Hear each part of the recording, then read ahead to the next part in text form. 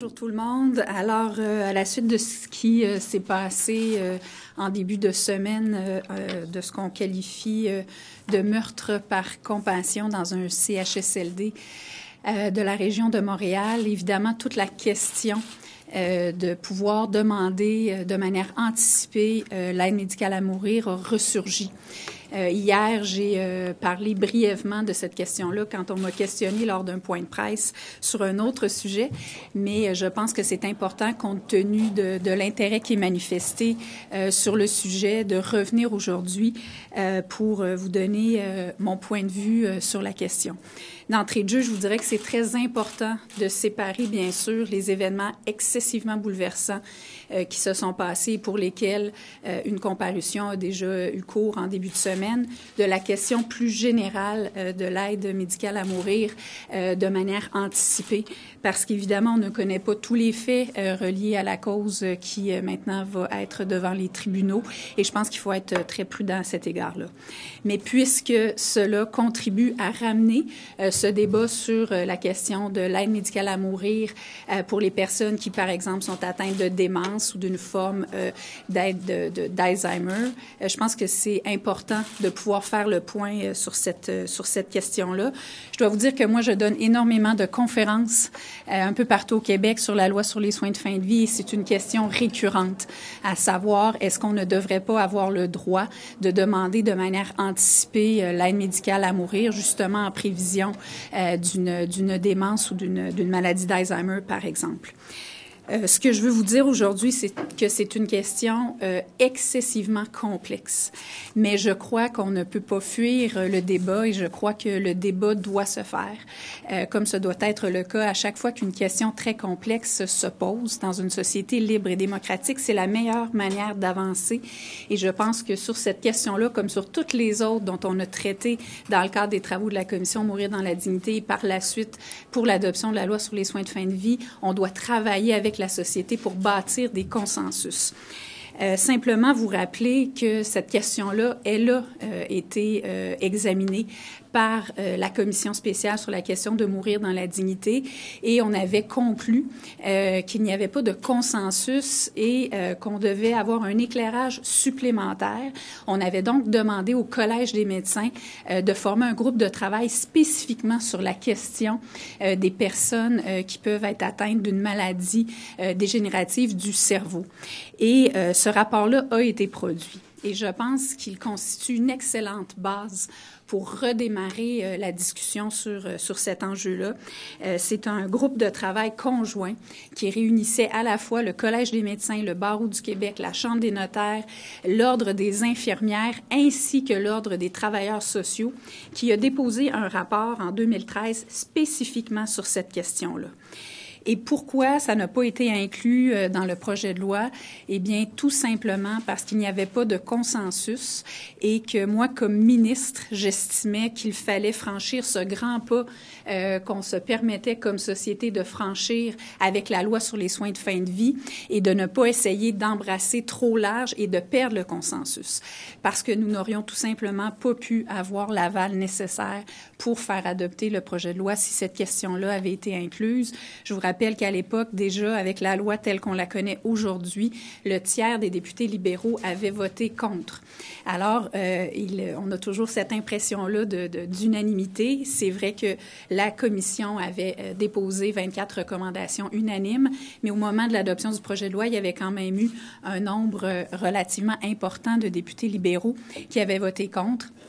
Et moi, évidemment, c'était clair que la question de la directive anticipée pour l'aide à mourir ne faisait pas consensus et donc il n'y aurait pas eu d'accord pour le projet de loi. Je pense que c'est important de le rappeler.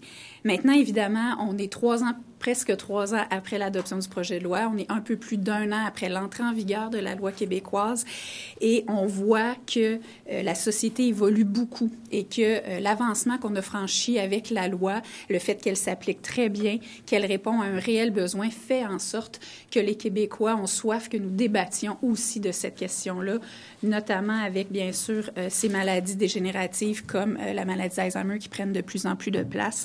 Donc, moi, aujourd'hui, ce que j'ai envie de vous dire, c'est que c'est une question qui est très compliqué d'un point de vue éthique, d'un point de vue social, d'un point de vue médical aussi. Il ne faut pas penser que c'est archi simple parce qu'on peut s'imaginer que vous pouvez le demander à l'avance. Mais une fois que c'est demandé, comment juge-t-on que vous êtes rendu au stade où exactement vous répondez à ce que vous aviez prévu dans vos directives médicales anticipées? Qui a cette responsabilité-là? Est-ce que ce sont les médecins, l'équipe médicale? Est-ce que ce sont les proches? Comment on décide entre le jour -1 et le jour 0 où vous êtes rendu à ce stade-là que vous aviez prévu dans vos directives anticipées? Donc, c'est une question éminemment complexe et je pense qu'on doit faire ce débat-là de manière très sérieuse. C'est pourquoi je pense que la meilleure base de discussion sur ça, c'est le rapport du groupe de travail conjoint qui avait déposé quelque chose de très étoffé spécifiquement sur cette question et qui recommandait en conclusion une certaine ouverture pour ce type de maladie dégénérative du cerveau. Et c'est pourquoi que je pense que la meilleure manière d'aborder ce débat-là, ce serait via un mandat d'initiative dans une commission parlementaire pour que nous puissions tout d'abord entendre les membres du groupe de travail qui ont approfondi cette question-là, notamment sur la question des souffrances, comment on peut mesurer les souffrances d'une personne qui est atteinte de maladie d'Alzheimer et à un stade très avancé qui ne peut plus s'exprimer. Donc, il y a énormément de questions qui se posent et je pense que ce serait le point de départ le plus solide pour aujourd'hui faire ce débat. Justement, ça devient très difficile de tracer où on trace la ligne. Ce matin, on parle de cas d'Alzheimer. Bien, cette semaine, en fait, là, tout à l'heure, Gaétan Barrette disait qu'il était ouvert à la question. Est-ce que pour vous, le débat doit se faire absolument cette session aussi, le plus rapidement possible? Bien, vous savez, je pense pas qu'on va modifier ça la semaine prochaine, mais je pense qu'il faut avoir un point de départ et on en a un. Alors, oui, je pense qu'on peut faire cette demande de mandat d'initiative et l'amorcer, oui, ces discussions-là, s'entendre. Je pense qu'il faut vraiment travailler, encore une fois, de manière non partisane. C'est comme ça qu'on est capable de réussir sur des enjeux aussi sensibles parce que... vous savez, ça peut avoir l'air d'un point de vue très, très rationnel. Ça peut avoir l'air de la chose à faire. En même temps, plusieurs sociétés qui s'occupent des gens d'Alzheimer, notamment la Société d'Alzheimer, va vous dire, oui, mais il faut aussi s'occuper des proches aidants. Donc, il ne faut pas tout de suite être juste sur la question de l'aide médicale à mourir. Et moi, j'en suis. Il faut regarder cette question-là globalement. Comment sont soutenus les proches des gens atteints d'Alzheimer? Comment aussi on aborde cette question-là?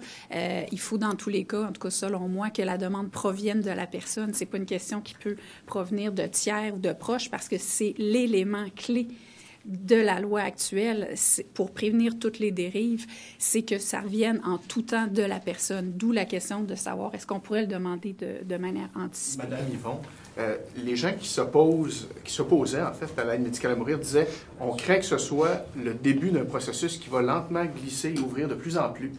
On a l'impression que le débat, justement, l'évolution du débat, tend à donner raison. Là, c'est les gens qui sont plus, à un moment donné, capables de donner un libre consentement, qui voudraient l'anticiper. Comment on fait pour répondre aux objections des gens qui disent « Ben voilà, on savait, là, vers quoi on s'en va si on dit oui à ça? On a dit oui tantôt, là, il va falloir dire oui sur le même principe. » Comment on règle ça? Bien, vous avez tout à fait raison. C'est pour ça qu'il faut faire les choses, je dirais, dans l'ordre. Et il faut les faire, même si c'est très difficile, de la manière, je pense, la plus rationnelle possible, en ayant des, je dirais, en partant de bases solides et non pas uniquement émotives ou liées à des événements. Moi, je dois vous dire qu'en début de semaine, j'étais très mal à l'aise qu'on lie les deux parce qu'on est dans un cas très spécifique qui est excessivement bouleversant. Mais le fait est que là, la question prend de la place. Et moi, je pense que la meilleure manière, c'est le même principe qui m'avait guidée quand j'avais déposé la motion pour créer la commission. Je pense que le débat ne doit pas se faire que par médias interposés et déclarations qui vont être spectaculaires par médias interposés. Je pense qu'il faut donner un cadre solide, respectueux, formel. Et c'est pour ça qu'aujourd'hui, voyant l'intérêt et comment les choses se dessinent et déjà beaucoup de déclarations, je pense qu'il faut essayer de donner ce cadre-là. Vous avez raison que les opposants, et je les ai entendus beaucoup, amenaient cet enjeu-là. Ceci dit, c'est pas une question nouvelle. On en a traité dans la commission, mourir dans la dignité. On en a traité pendant l'étude du projet de loi. Vous savez que ça fait maintenant presque 4 ans que donc il y a eu un rapport de ce comité mixte sur cette question-là. Et moi, je dois vous dire, je sais que les citoyens, ça les préoccupe énormément parce que c'est la question qui revient le plus quand je fais les conférences sur les soins de fin de vie. Donc, c'est pas quelque chose de nouveau, c'est pas une dérive. La question, c'est de se demander comment on peut aborder ce débat-là. La réponse, elle n'est pas toute écrite. Et moi, je peux pas vous dire aujourd'hui quelle est la bonne réponse à cette question-là, mais je pense que la bonne réponse dans une démocratie, c'est de se permettre de faire le débat. Dans le cas de la maladie d'Alzheimer, c'est quoi la fin de vie? Oui, bien... C'est la description de la fin de vie dans une maladie. Tout à fait.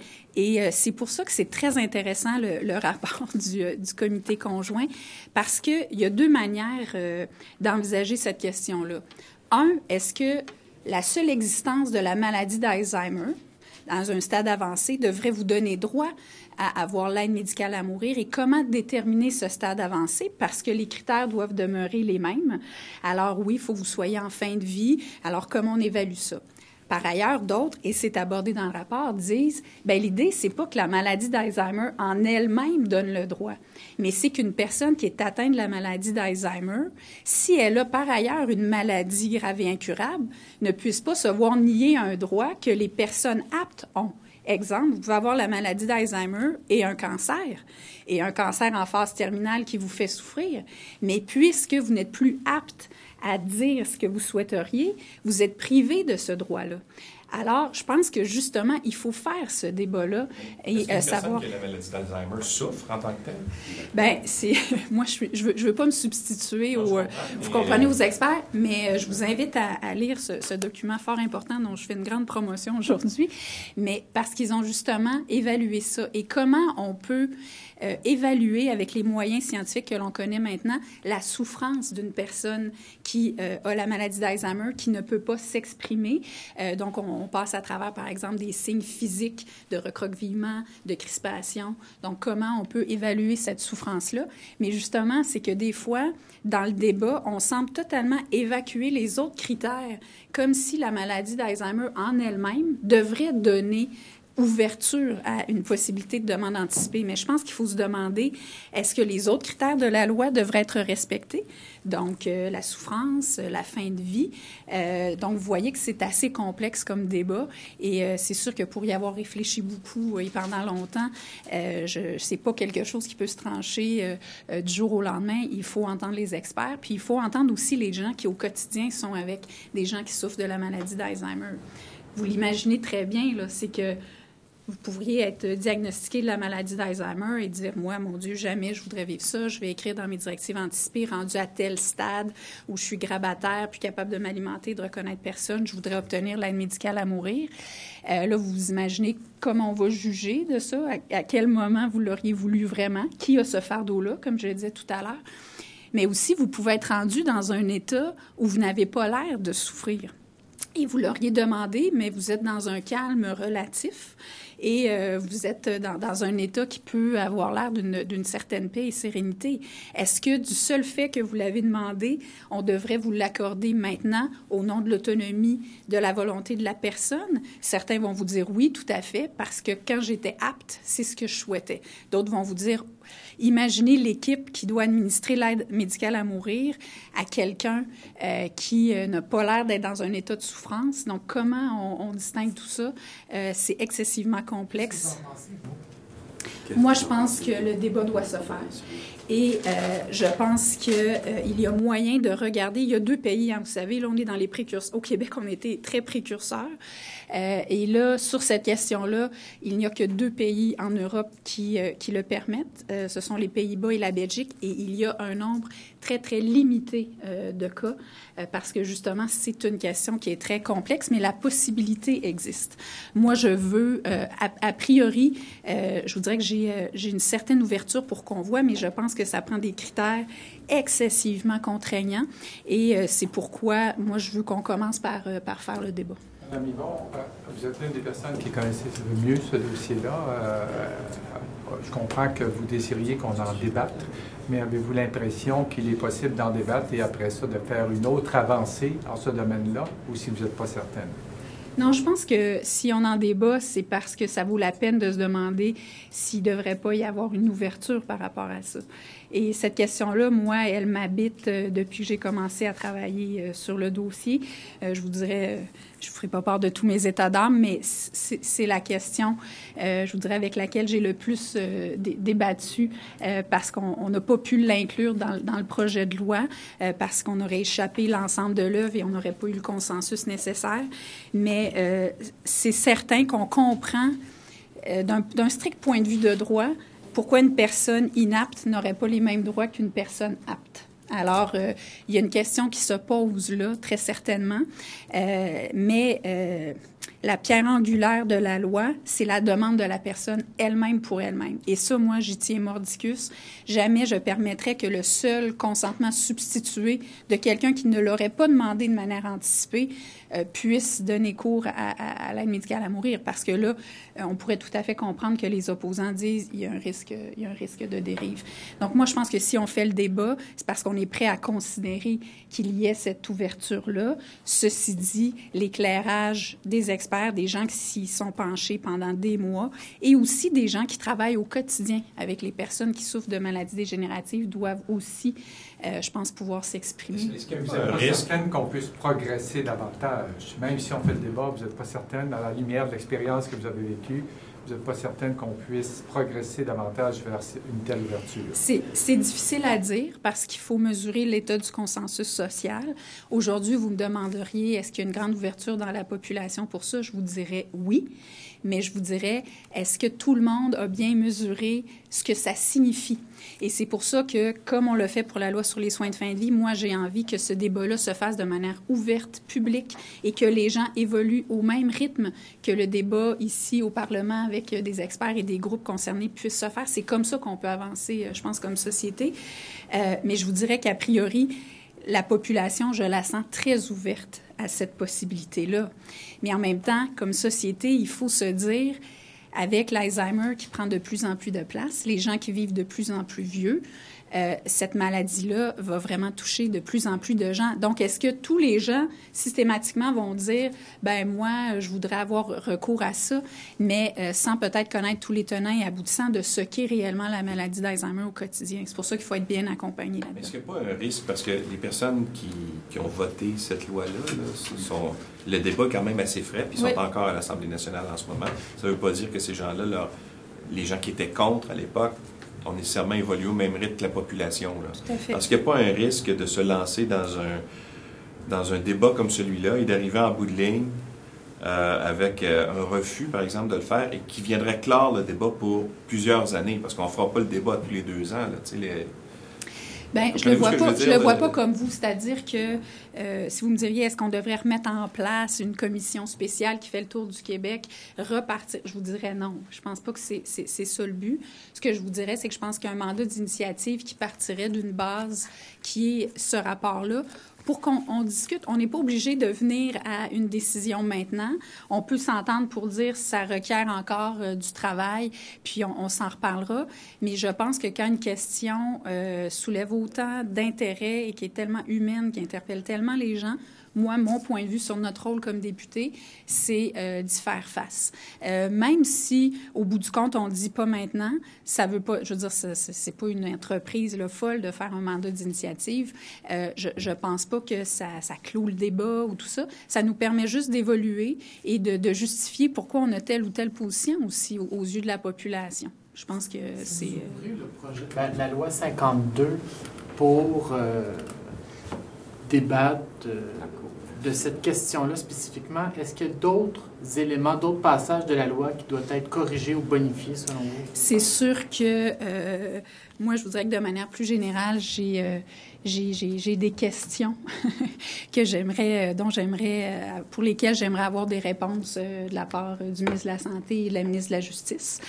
C'est des choses dont on pourra peut-être se reparler prochainement en lien avec, là, après 1 an d'application de la loi, donc de certaines choses sur le terrain, comment les choses se passent. Il y a aussi toute la question fonction, vous le savez, des critères fédéraux qui sont un petit peu différents, de la loi fédérale qui n'a pas répondu au jugement de la Cour suprême comme tel. Il y a une cause qui est en ce moment en cours. Et on n'a jamais eu ces réponses-là du gouvernement ici du Québec, à savoir comment on est en train sur le terrain, d'appliquer un peu la cohabitation de ces lois-là. Et moi, je pense que ça, c'est quelque chose qui est très important. Je suis pas certaine que ça a nécessairement besoin de faire l'objet d'un mandat d'initiative, mais ça a certainement besoin d'être éclairé parce que c'est important que les Québécois sachent exactement à quoi s'en tenir et qu'on sache aussi les intentions du gouvernement par rapport à ça. Est-ce qu'il est satisfait, lui, ou est-ce qu'il juge que le jugement de la Cour suprême aurait dû s'appliquer entièrement et donc donner, par exemple, plus de droits aux personnes qui ne sont pas strictement parlant fin de vie? Sur la question donc, des c'est enfants, une question. par exemple. Oui, sur la question des enfants, je vais vous dire que ça, c'est un débat qui a eu très, très peu de répercussions pendant nos auditions. Sur des centaines de témoignages, 2 personnes nous ont parlé de la question des enfants. C'est certain que c'est un autre enjeu. Moi, je pense que dans cet univers-là, il faut être conscient qu'il y a eu des choix qui ont été faits et ce choix-là n'est pas remis en question et c'est pas une question qui a été beaucoup débattue à l'époque. Et dans les rares endroits, il y a la Belgique qui a ouvert. Il y a très, très, très peu de demandes.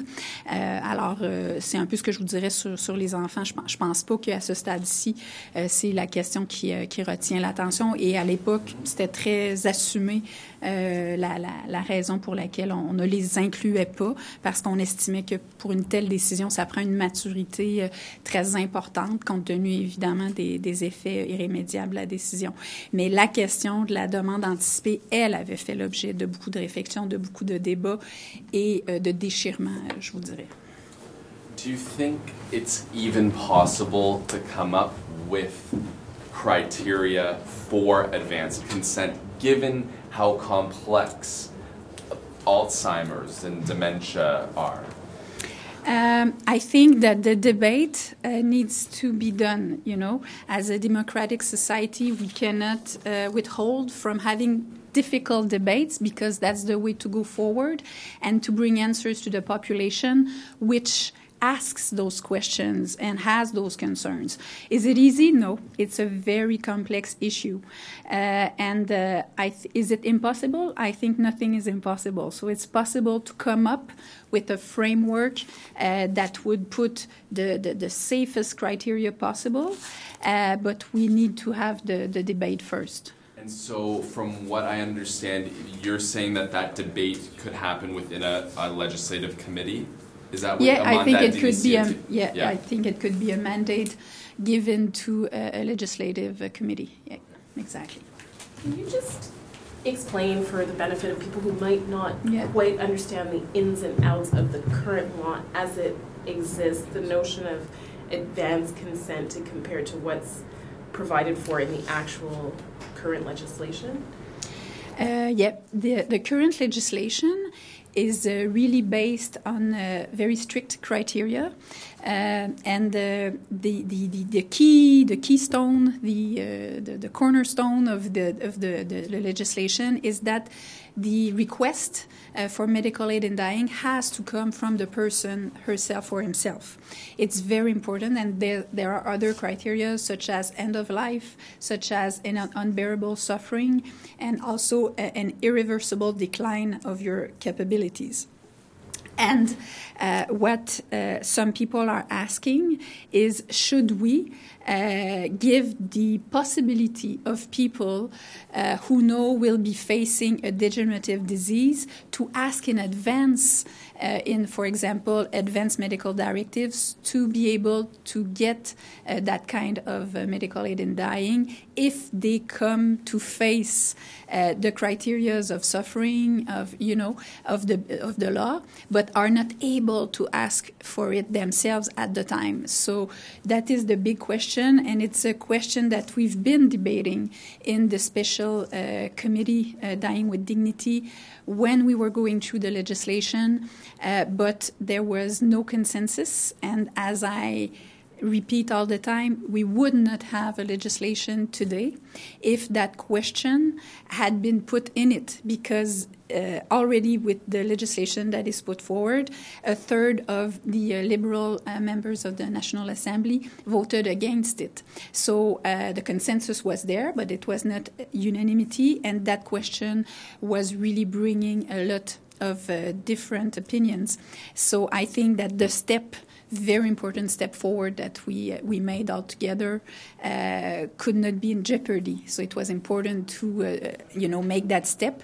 But yes, I think that 4 years later, not that we will do that all the time, but I think because at the time it was such an important issue, because now people, and I know because I'm touring Quebec about that question of end-of-life care, are asking about it, and because we have such a very interesting committee paper of the College of Physicians and all the other professional bodies that give us a table, a starting point to debate. I think we should do it, not because right now we have to decide, but because I think everybody would appreciate to have some clarity about those issues. And just one final thing, obviously it's very emotional. Is this the most emotional piece of legislation you've dealt with in your career? Oh, well, yes, for sure. It's, I've been, it's as if I've been working on this ever since almost I was elected, because I started to work on this a little bit less than a year after I was elected, and it's still, following me, and, every time there's a debate about it. So it's very emotional, but I think that we have to be sensitive to the suffering we hear. But at the time, we have to be rational about the way to handle such issues, because it's important to be able to do la part des choses in those cases. What was your position on advanced consent when these discussions were happening with the special committee and all of that? I was open about it. I was willing to consider it, and I would have liked to go further into the debate at the time. But as I said, I think everybody has to remember the specifics of the context. We were in a minority government, so we had to have the approval of the other parties to go forward. And on that specific issue, there was no consensus whatsoever. So instead of working on something that would have put us backward in terms of advance of going forward on a legislation for many people who are very happy now to have that piece of legislation, it was, I think, the right choice not to bring that issue too much in it, because today I'm sure we still wouldn't have a piece of legislation. And just picking up on a question that one of my French colleagues asked, there are people who are opposed to end-of-life care, assisted death. And they've said, and one of their arguments they have said is, well, if you let it if you open the floodgates a little bit, then we're going to have even more cases and more exceptions, and this is where people can fall through the cracks. What do you say to those people? What I say is that fear is never a good guide. It should never be the guide that is leading us when we approach those debates. I think that safety and taking care of vulnerable people are the guidelines that we have to put forward. And this is why, for some people, the legislation that is there today is very restrictive. Some people think it's too restrictive.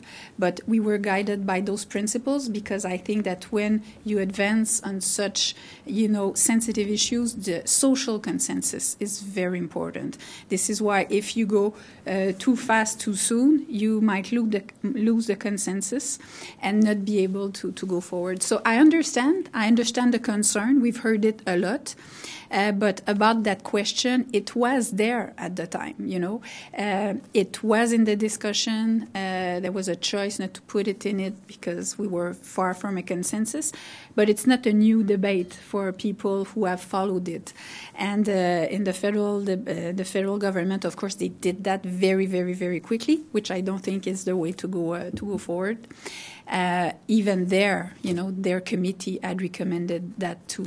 So it's not a new question. And, I think that in a democratic society, you can never withhold from holding the debates, having the debates. Then you have to be responsible and bring the right answers. Yes.